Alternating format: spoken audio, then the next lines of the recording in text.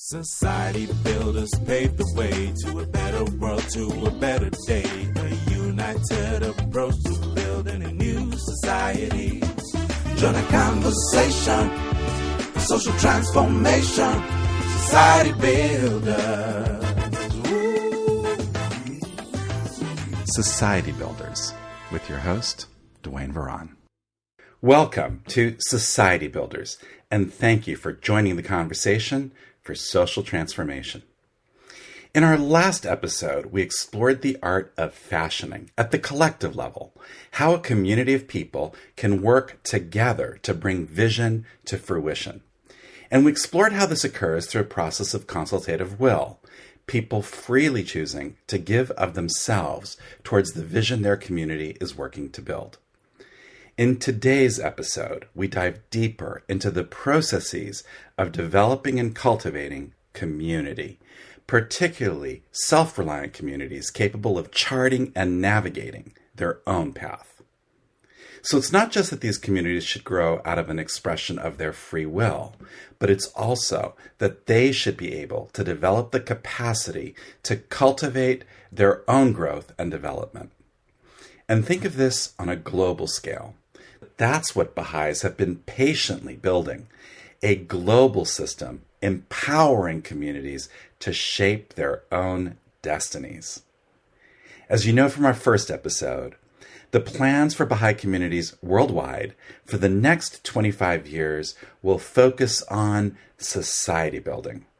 But the plans of the past 25 years really focused on this kind of community building.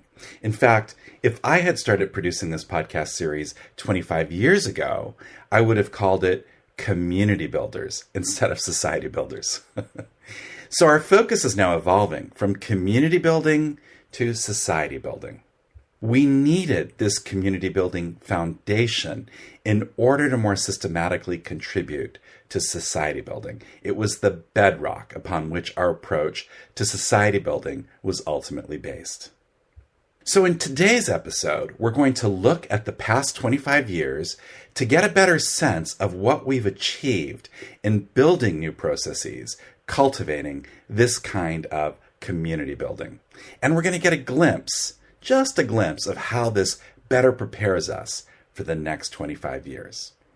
So today, we're talking about the art of community building and how this then relates to society building.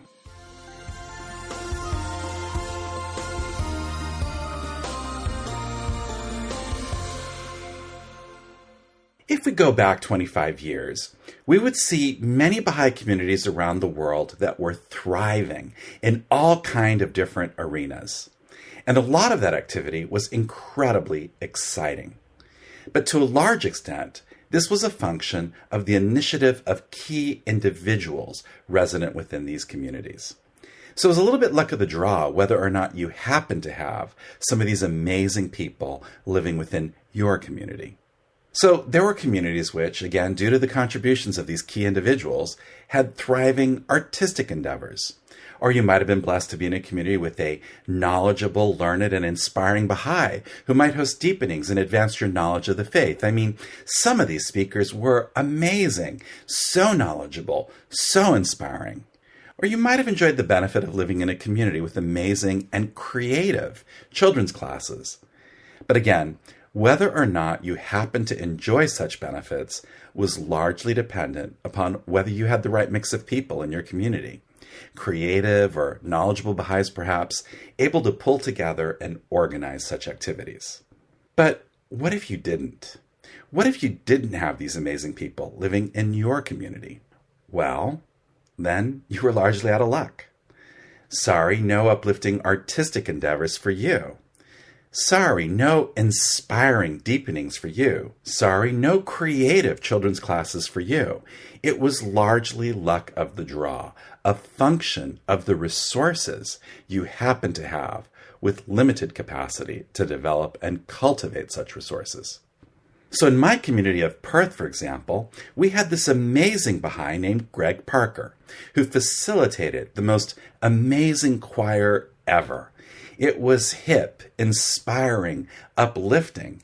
It was a stark contrast to the more stoic choirs that people typically associate with a religious community.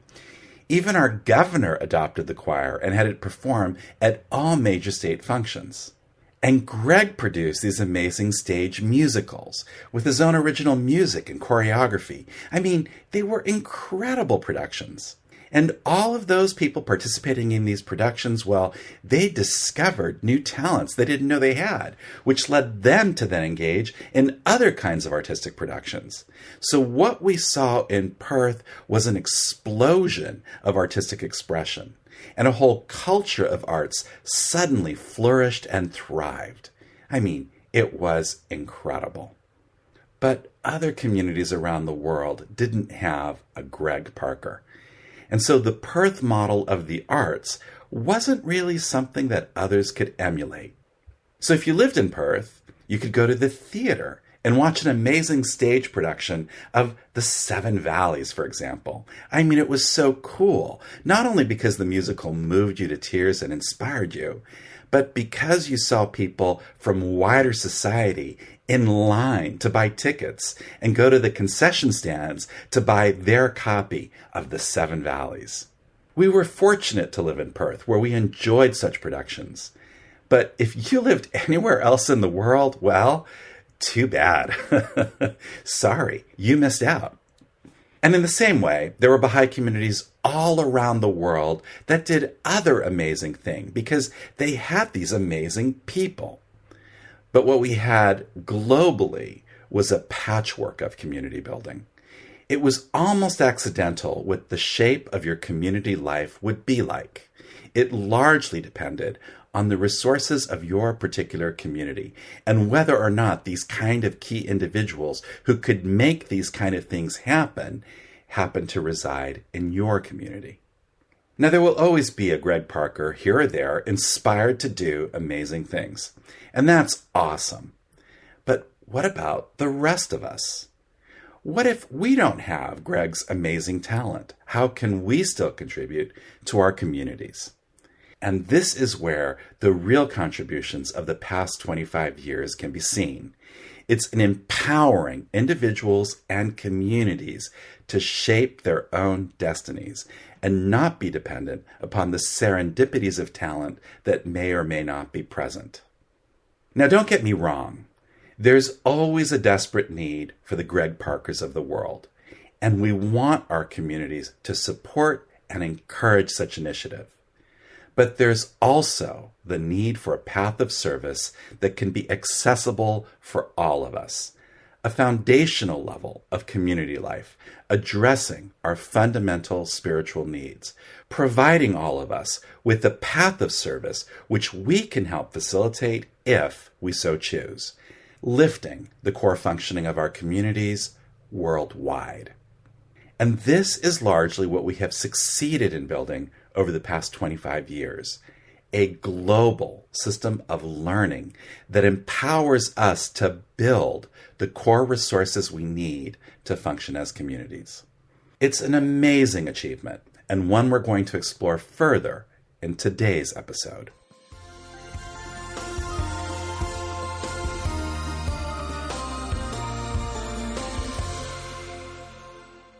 Now, the centerpiece of this process of empowering a community to develop and cultivate its own necessary resources is what Baha'is refer to as the Institute process.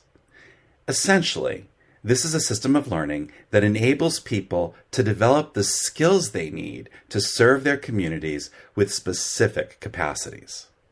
So, say you're an individual inspired by the vision of Baha'u'llah and you're eager to serve your community. How do you nurture and develop that inspiration? How do you translate that inspiration into the arena of service?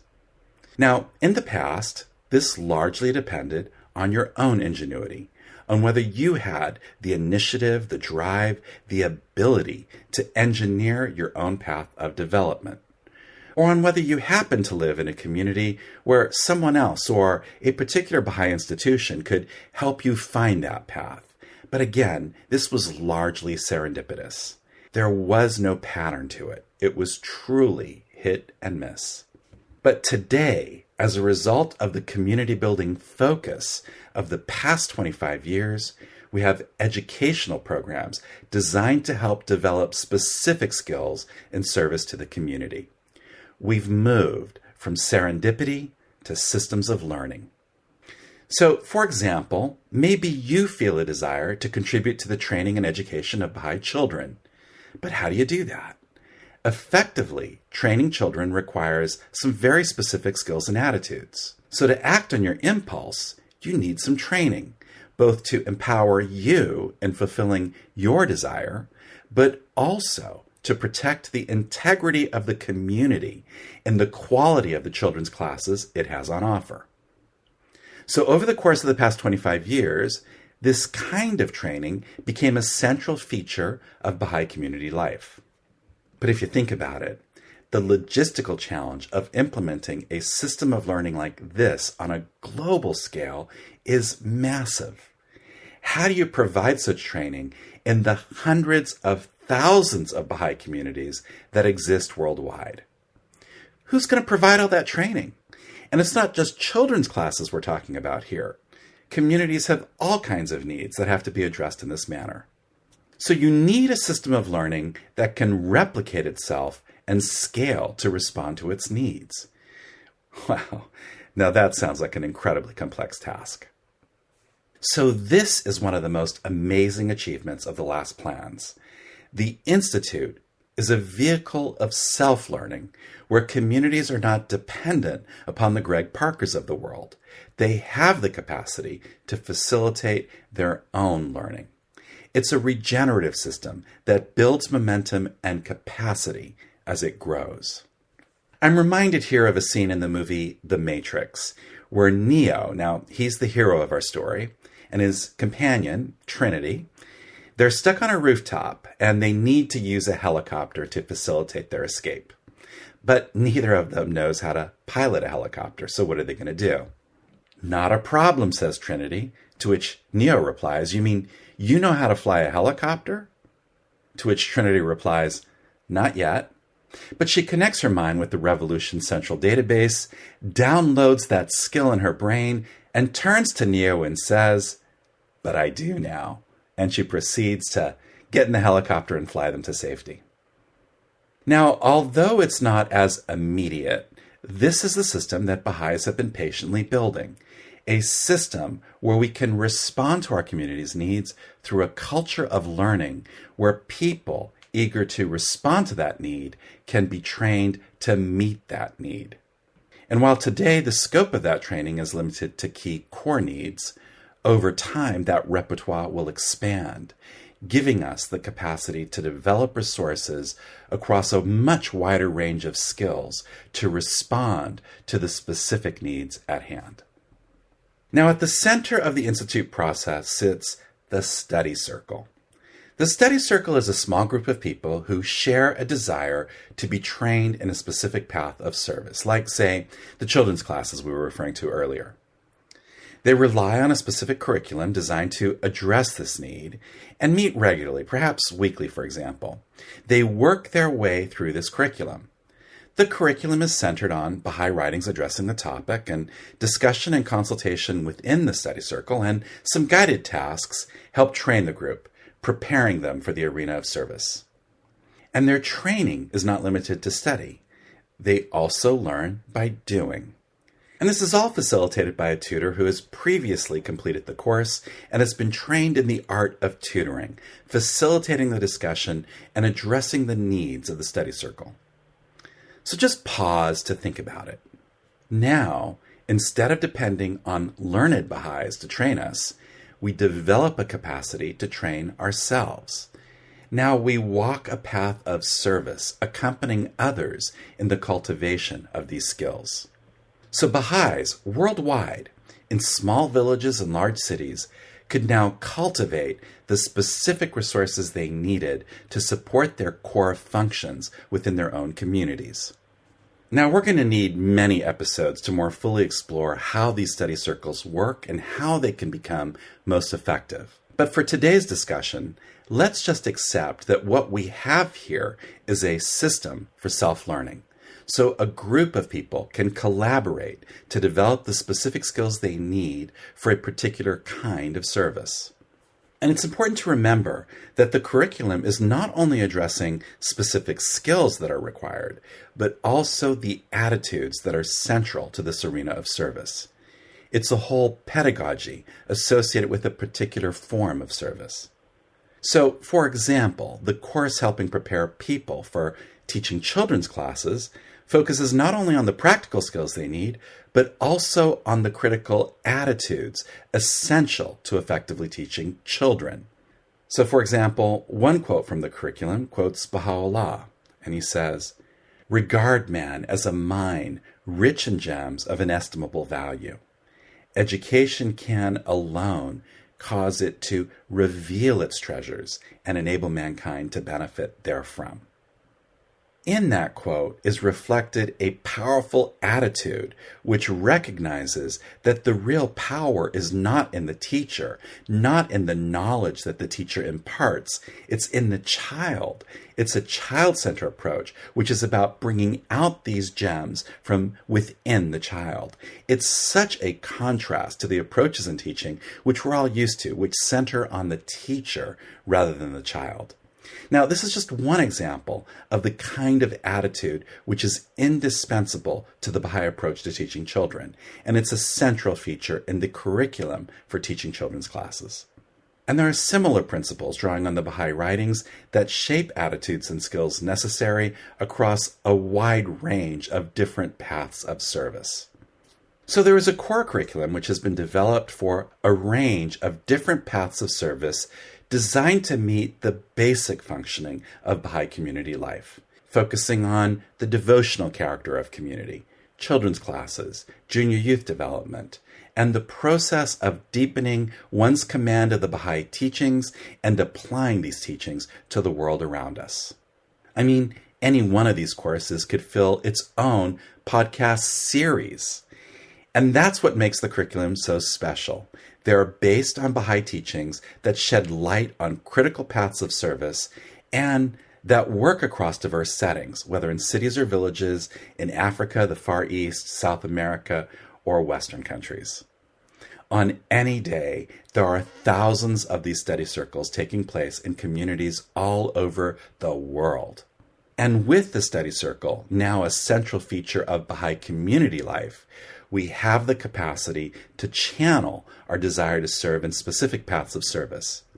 Rather than respond to the serendipities of community membership, we now have the capacity as communities to develop and cultivate the specific resources we need.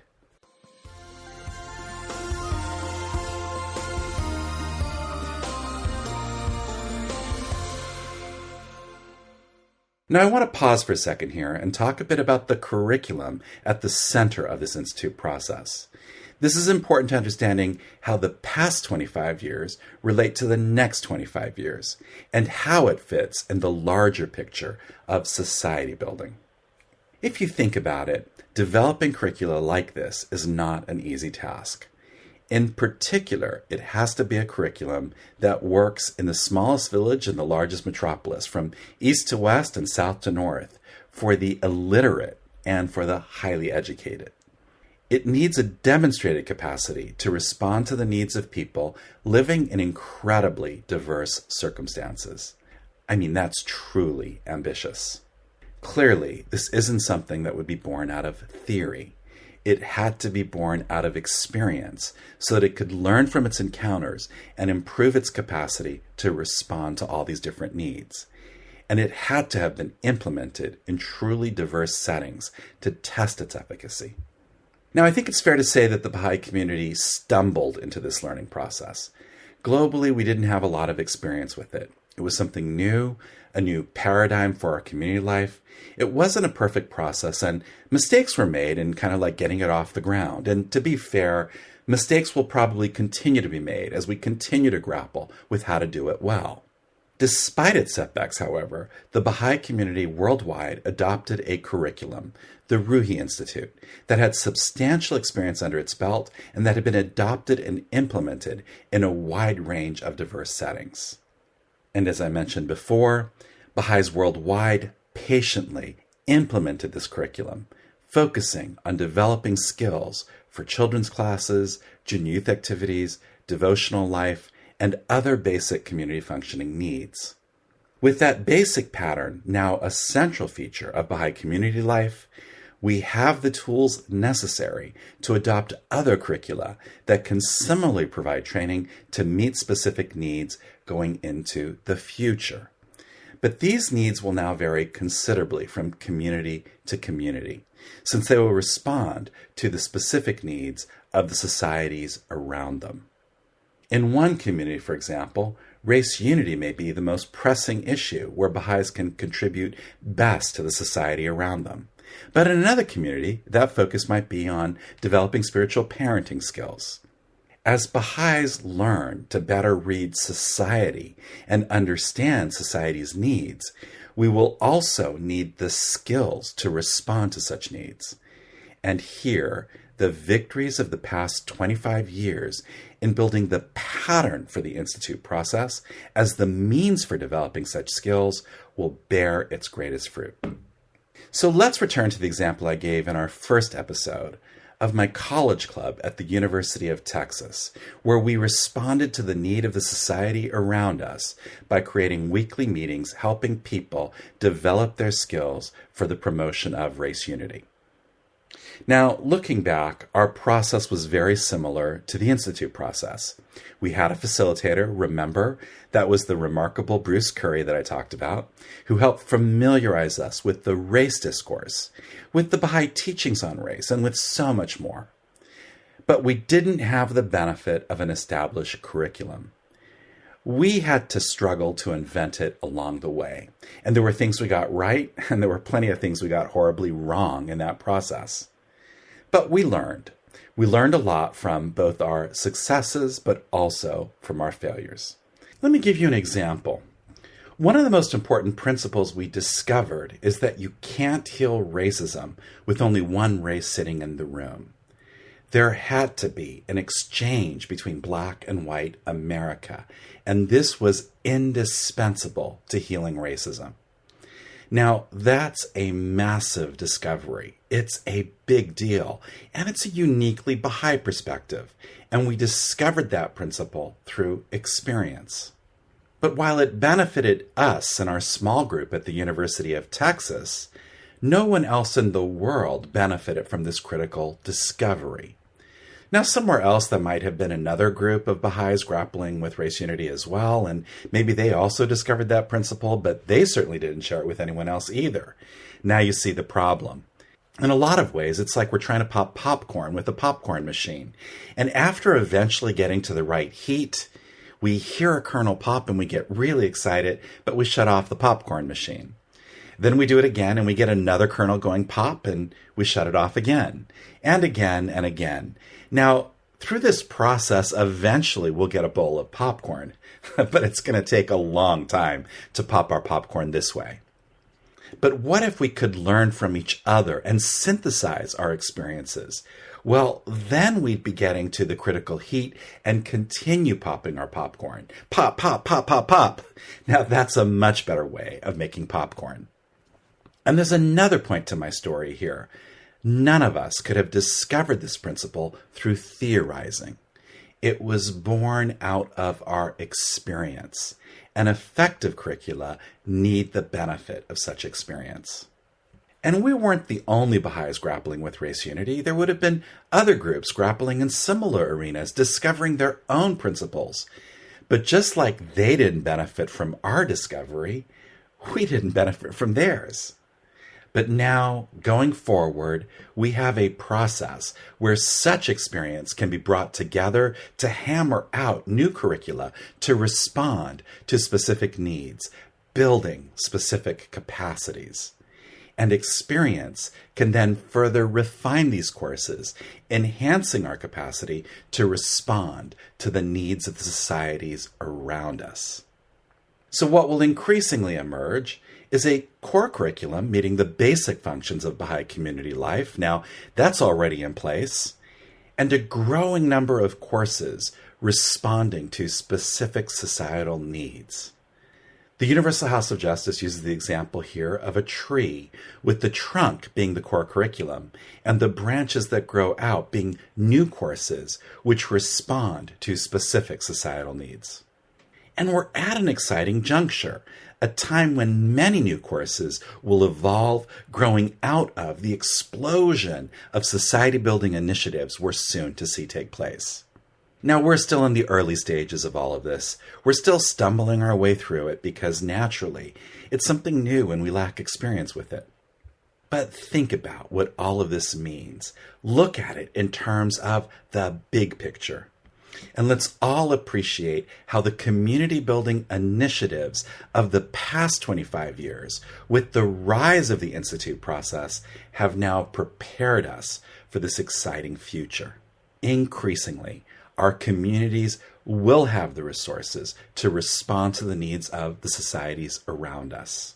We now have the pattern in place, the culture, and going into the future, just like that character Trinity from The Matrix, we can now develop the specific skills necessary to responding to the needs of the societies around us.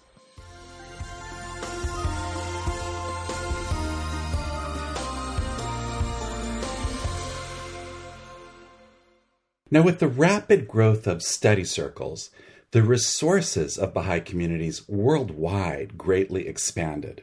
Instead of there only being a small handful of people in a community that could facilitate children's classes, for example, now there were scores of such people. And with this expansion in the community's resources, the scope of our activity could also grow. Where this became most apparent was in the shift in focus within Baha'i communities from their local community to neighborhoods. So again, before, the typical Baha'i community would organize itself at a local level. And by local here, we essentially mean the town that you lived in.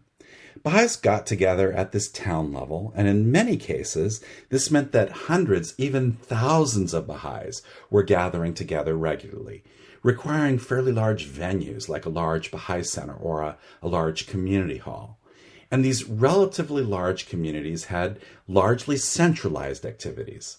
So there might be a fairly large centralized Baha'i children's class, for example, with a few hundred children organized across different classes. Now just think about the logistics required to operate a program like that. And that was largely the pattern.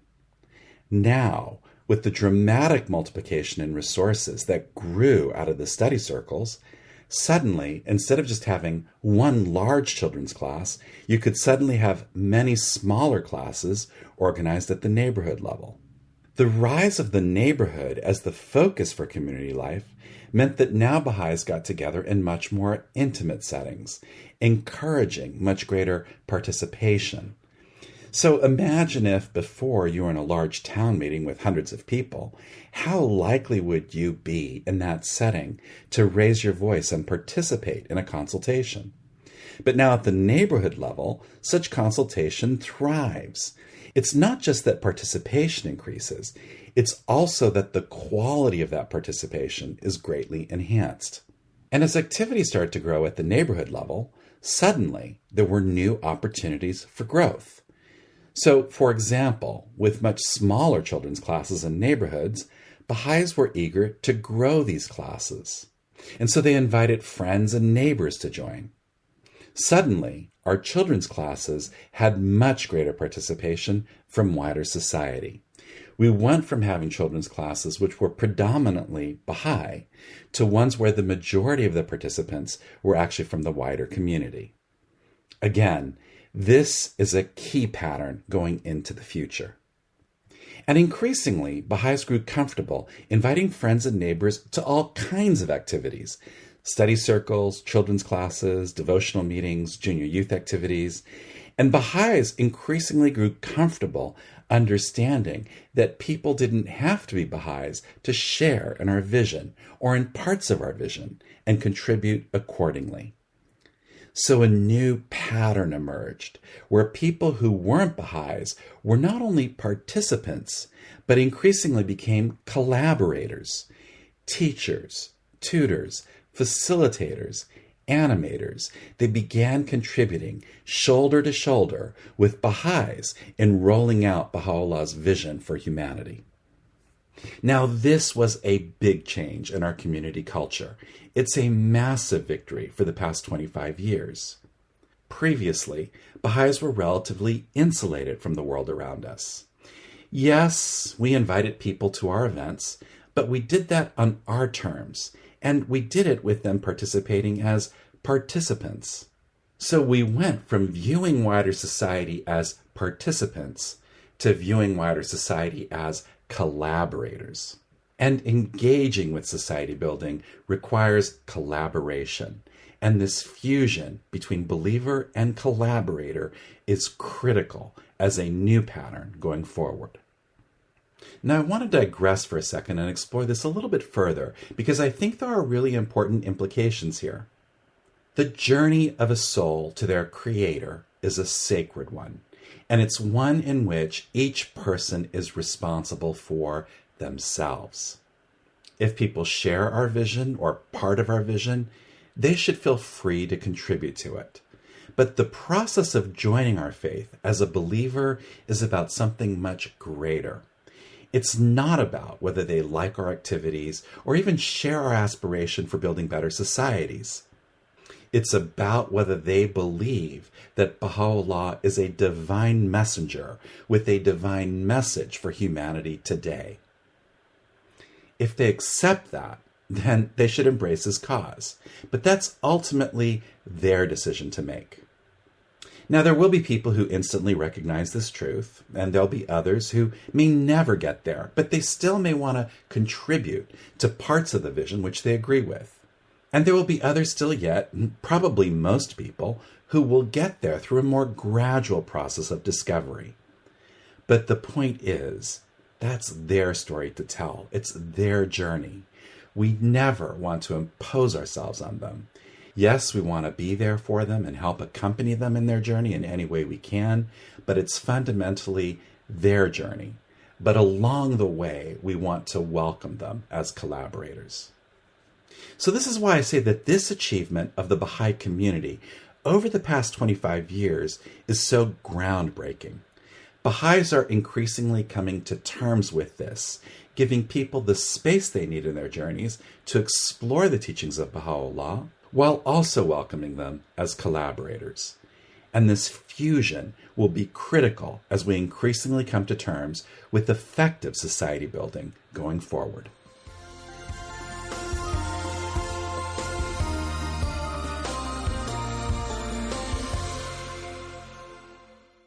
So, as I was saying, the nexus of Baha'i activity grew, particularly at the neighborhood level. But it also grew at a higher level, at the level of the cluster. Now, by cluster here, we're referring to a number of towns or suburbs, all within manageable travel distance, who are now collaborating together around regular campaigns of activity. So new patterns emerged with a nucleus of activity that saw expanding circles from neighborhood to local communities and ultimately to clusters. And with the rise of the cluster, something else happened which is truly remarkable. Our youth emerged at the forefront of Baha'i community life as leaders of these campaigns. Now, youth have always been at the vanguard of Baha'i community life. It's a distinctive feature of Baha'i culture. But previously, this tended to occur in its own enclave of activity. You had the grown-up community initiatives and you had the youth initiatives. And in truth, the youth initiatives were probably a lot more exciting, but they were still largely separate and distinct. What was different about the past 25 years is that suddenly these youth were driving almost all of the community's main initiatives. It was no longer a parallel arena of action. Now the youth were woven in to community life, even leading our community life. So our key tutors, our key coordinators, our key teachers, our key animators, our key facilitators, these were often youth. And why? Because they were the ones most eager to respond to the needs of the hour. Anyone could have responded. They were just so much more eager. And of course, Baha'i administrators responded to that enthusiasm, further fanning their flames. So suddenly, our youth are not only at our forefront leading the way, but they are also more deeply woven into the fabric of our community life than ever before. And there's no question that this will be an increasing pattern going into the future. So stay tuned for a future episode where we explore the dynamic of how we can best channel the contributions of our youth. But for now, let's just celebrate the achievements of our youth at the vanguard of community building, a new pattern in our community life that will be critical to the road ahead for society building.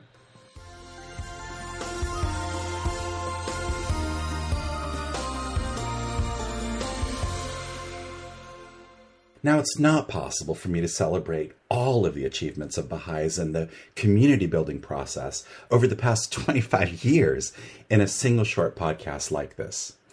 I would highly encourage you to read the April 2021 message of the Universal House of Justice to the Baha'is of the world for a more comprehensive discussion. That's where you'll find the best summary of the achievements of the past 25 years. But what I hope to achieve today is to highlight, at a high level, some of the central features that form the hallmark of this period and how this transformed Baha'i community life, giving us the foundation we now need for society building. Specifically today, I focused on 4 key achievements. First, in building self-generative systems of learning, empowering communities worldwide to cultivate the resources they need from within their own communities. Second, an expanding nucleus of community life with ever-expanding circles from neighborhoods to local communities and up to clusters of communities within manageable reach of one another. Third, on the fusion of believer and collaborator from society at large, working together to build the vision of Baha'u'llah. And finally, on the growing influence of youth at the vanguard of our initiatives, reflecting new patterns woven into the fabric of our community life. Each of these themes will have their own dedicated episodes. Each play an indispensable role in the pattern of our response to society building going forward. My point today was not to give a comprehensive discussion about the previous plans. Again, turn to the message from the Universal House of Justice for that. But I just wanted to help illustrate that the gains of these plans lay the foundation for society building going forward. And while we celebrate the victories of the past, I don't want you to think that these changes came easy. There was a lot of sacrifice. Mistakes were made along the way, and there were clear consequences growing out of such mistakes. But that's all part of the process of learning, and in our next episode, we'll explore what it means to have a culture of learning.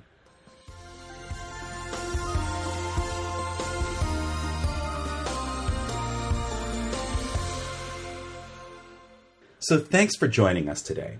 Remember to subscribe or follow this series on your favorite podcast platform, tell your friends about it, and send me your comments, suggestions, and reviews.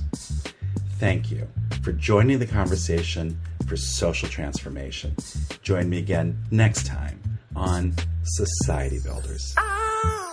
Society builders paved the way to a better world, to a better day. A united approach to building a new society. There's a crisis facing humanity. People suffer from a lack of unity. It's time for a better path to a new society. Join a conversation for social transformation. Society builders. Join a conversation for social transformation. Society builders. So engage with your local communities and explore the exciting possibilities. We can elevate the atmosphere in which we move. The paradigm is shifting. It's so very uplifting. It's a new beat, a new song, a brand new groove. Join a conversation, a social transformation, society builders. Woo. Join a conversation, a social transformation, society builders. Woo. The Baha'i Faith has a lot to say, helping people discover a better way with discourse and social action framed by unity.